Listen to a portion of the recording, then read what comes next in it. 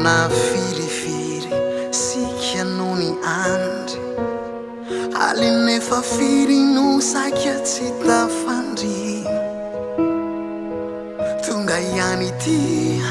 lay andro ny fity efa maro be ny onja sy ny riky fa tsy naravy ilay fitiavantsika ny fo mifankaty no ivady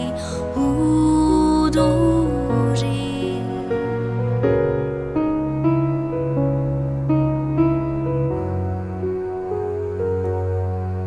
fampakarana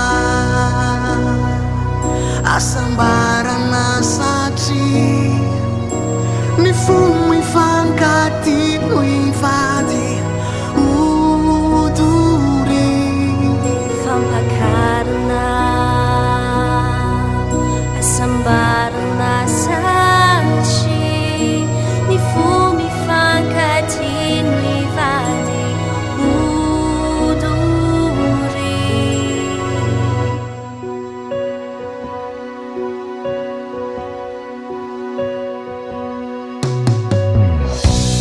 tamacini rai ny fontsika tsy sarakanao ratsinao zanatsika kono maika hampifangy rairaisantsika mampifankaty ifankaty atrany rambola eto antany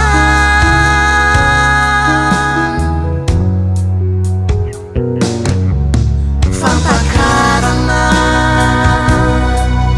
asambarana satria ny fo mifankaty no ivady odory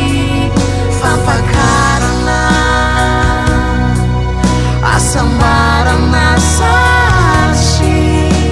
ny fo mifankaty no ivady odory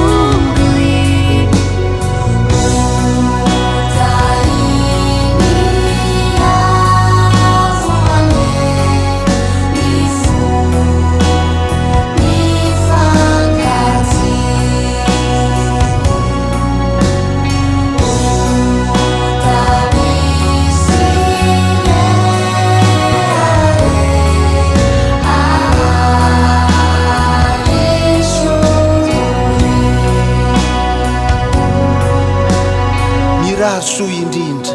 ry mpifankaty ny voatsaina tao haharotro odore ny fitahiny tompony irotsako anareo ifankaty hatrany na inona iseho fampakarana asambarana satria ny fo mifankaty